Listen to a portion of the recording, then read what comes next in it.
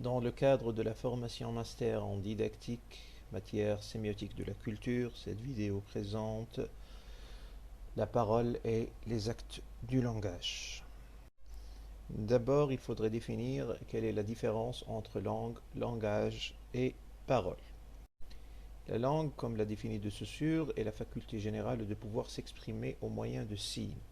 Elle permet une communication par sa qualité normative, ce qui veut dire que les règles de la langue permettent une communication. Mais est-ce toutes les dimensions de la communication? La réponse est non.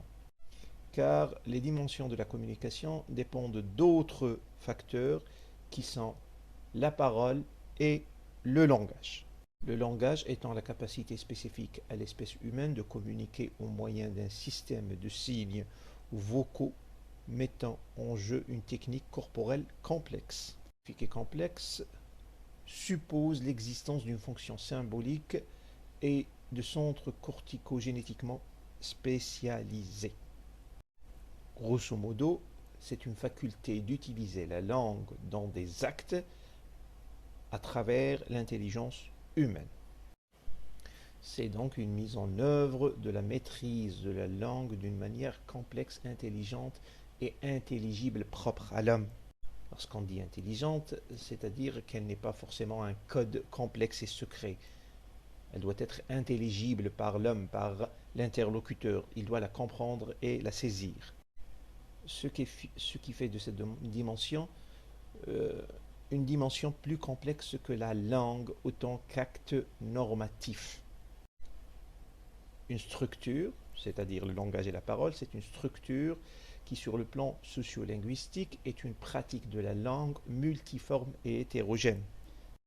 Il est cependant, ce langage, un phénomène de communauté, c'est-à-dire il est propre à la communauté, il n'est pas quelque chose d'universel. C'est pour ça qu'on parle de langage régional, de langage de signes, de langage de certaines communautés, de certains cols bleus. C'est un langage propre à une communauté. La parole, dans ce contexte, est un ensemble de signes non actualisés existant en quelque sorte dans un état virtuel. C'est la définition de Saussure. Elle est donc un état de langage, la parole, un état spécifique de langage, dans le cadre de l'acte non conventionnel. Elle est surtout improvisée et individuelle. En bref, nous pouvons dire que la langue est une norme. Le langage est un usage complexe et contextualisé de la langue. Et la parole est un acte individuel du langage. Maintenant, comment s'effectue la parole?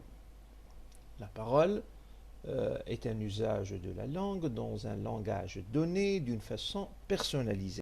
Donc, c'est une forme de langage dans la langue, c'est-à-dire c'est l'usage individuel de la langue dans un langage. Elle se passe sur 3 dimensions: destinateur, destinataire et contexte. Ce phénomène de la langue est appelé usuellement l'énonciation. Et là, nous devons faire la dissociation entre énoncé et énonciation. L'énoncé étant une structure linguistique, il est assimilé à la phrase. C'est-à-dire, c'est la structure syntaxiquement signifiante. L'énonciation est le fait de mettre cette structure syntaxiquement signifiante dans une situation où il y a un destinateur et un destinataire. Ce qui oblige basiquement à une interprétation, une formulation et une interprétation qui régissent la communication. L'interprétation et la production, ou la production et l'interprétation, changent au fur et à mesure que l'une des constituantes de l'énonciation change. C'est-à-dire, si vous formulez une injonction pour un enfant, elle ne devrait pas être complexe que lorsque vous la formulez pour un adulte ou quelqu'un d'intellectuel. Ou dans une situation d'énonciation, vous voyez un enfant qui pleure disant à sa mère « je veux un jouet », vous allez forcément interpréter ça par le fait que cet enfant ait besoin d'un jouet ou qu'il est trop gâté peut-être. Mais si dans la même situation, vous allez trouver un jeune homme de 30, 40 ans qui est en train de pleurer en disant à sa mère je veux un jouet, vous allez forcément interpréter cette situation par une autre interprétation. Ce qui fait que le changement de l'énonciateur, dans le premier cas l'enfant, dans le deuxième cas le jeune homme, a fait que l'interprétation change. Même si l'énoncé est le même, je veux un jouet, et que le récepteur est presque le même, c'est-à-dire c'est une mère par rapport à son enfant.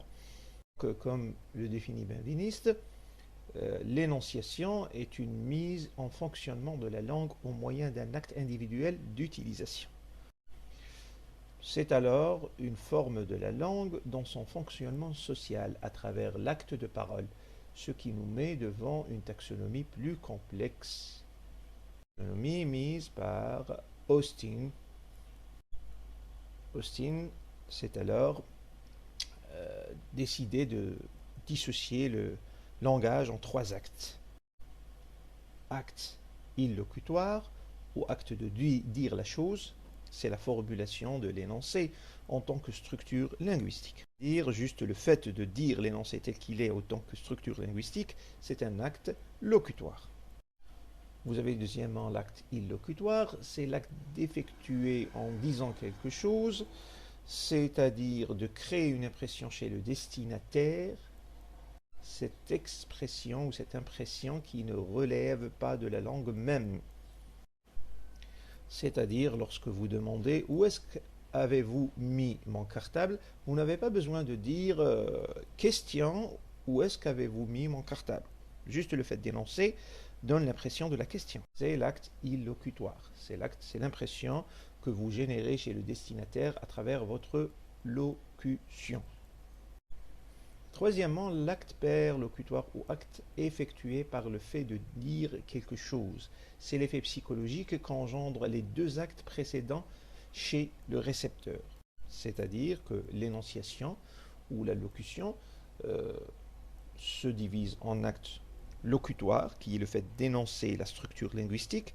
Acte illocutoire, c'est l'impression que vous générez chez le récepteur. Et une impression psychologique que vous engendrez chez ce même récepteur. Selon Searle, si l'on considère l'acte illocutoire, il faut aussi considérer les conséquences de cet acte. Les effets que de tels actes ont sur les actions et les pensées et les croyances des auditeurs, par conséquent, la culture, bien sûr. C'est ce que définit Kervra Orchioni comme les compétences linguistiques, idéologiques et culturelles de part et d'autre de la communication, c'est-à-dire émetteur-récepteur. Toute énonciation d'une phrase grammaticale complète dans des conditions normales correspond à ce fait même qui est le fait de l'accomplissement de l'acte illocutoire. Cet acte illocutoire peut prendre des valeurs différentes selon le type d'acte accompli et Austin distingue 5 grandes classes d'actes illocutoires. Premier acte, c'est l'acte verdictif ou juridique ou assertif. C'est le fait d'acquitter, de condamner, de décréter, d'acquiescer, de confirmer ou d'infirmer. Et là, je dois ouvrir une parenthèse, l'acte illocutoire n'est pas l'acte de la langue, mais c'est un acte du langage. C'est-à-dire que une question n'est pas toujours une question, une exclamation n'est pas toujours une exclamation. Le fait d'assertir, le fait de condamner, de décréter, d'acquiescer n'est pas forcément une déclaration, n'est pas forcément un jugement sur le plan linguistique, mais sur le plan langagier, sur le plan du langage. C'est avec l'exemple que ça va se concrétiser. Donc ça consiste à présenter son accord, son désaccord, sa confirmation ou son infirmation.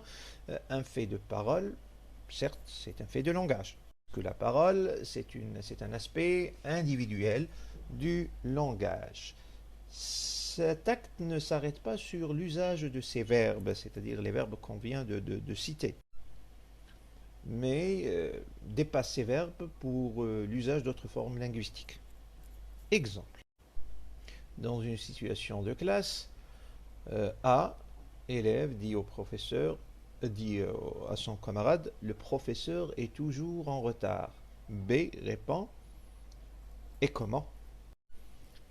Le professeur est toujours en retard étant l'acte locutoire de A. En réponse, B va répondre, et comment? Avec exclamation. Ceci ne veut pas dire que B s'exclame et est étonné par l'allocution de A, mais qu'il la confirme. Donc, l'exclamation sur le plan de la langue dans la réponse de B est une phrase qui exprime une affirmation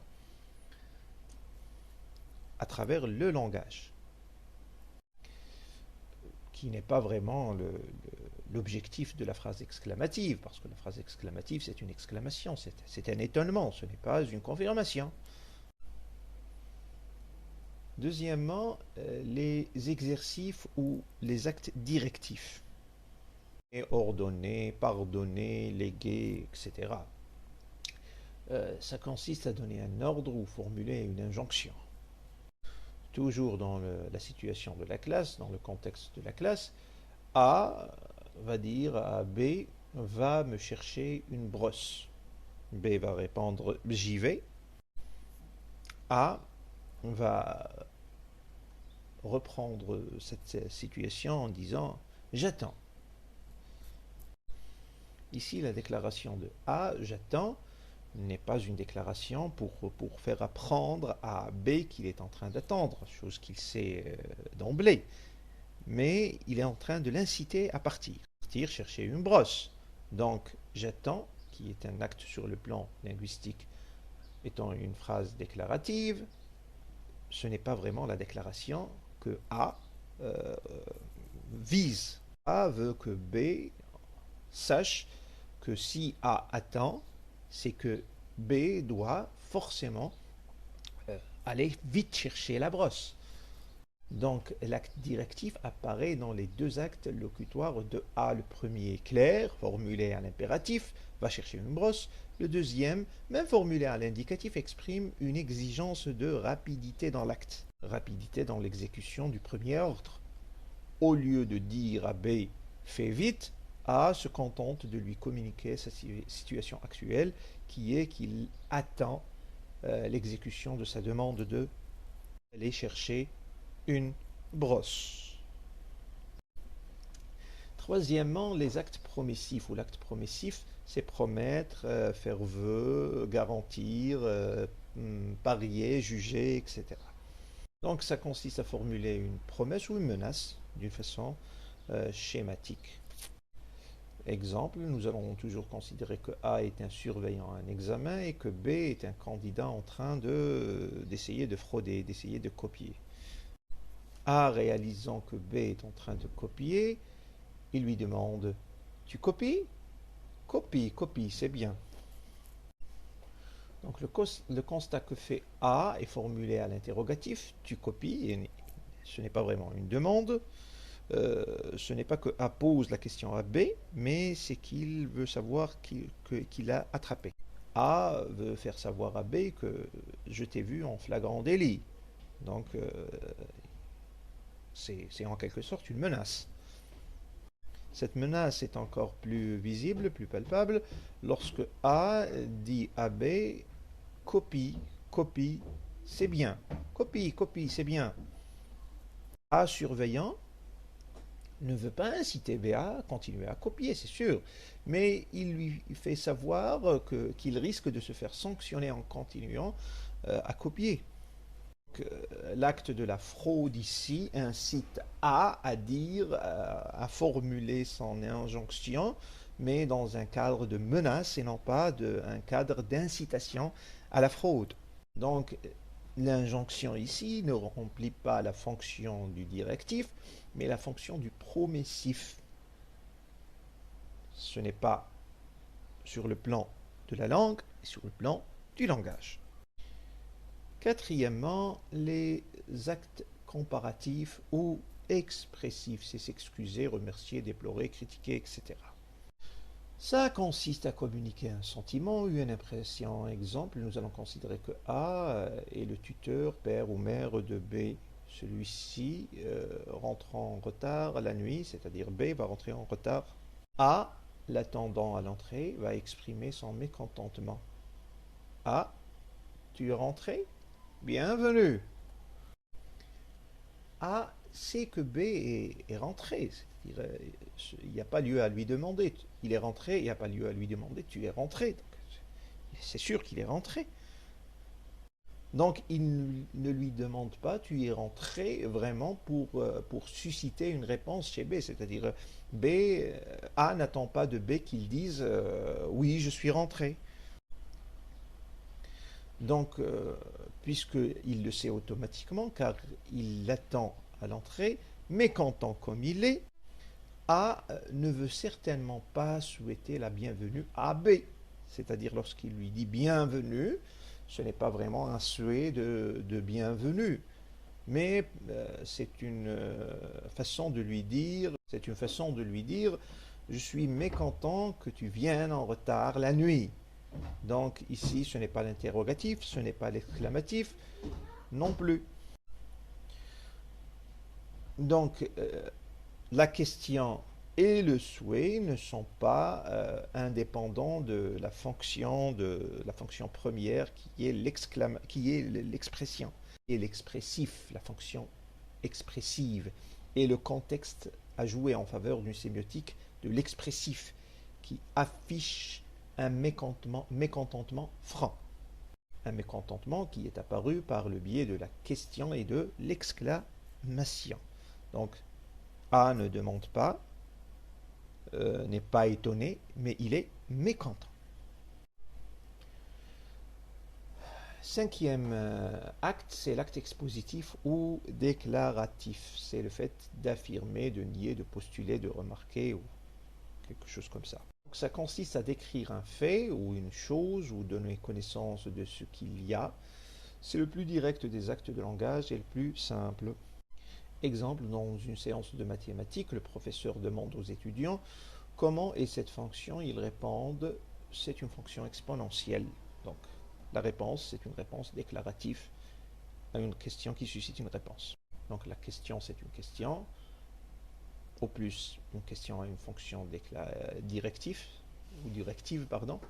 Donc c'est demander quelque chose, répondez en face de cette question. Il y a la réponse des étudiants qui vont dire c'est une exponentielle et c'est un acte déclaratif qui affirme sa remarque du fait tel qu'il est. Le fait de répondre par cette description, qui est une remarque que font les étudiants, remplit la première fonction qu'elle représente et qui est de décrire un fait devant le locuteur tel qu'il le voit.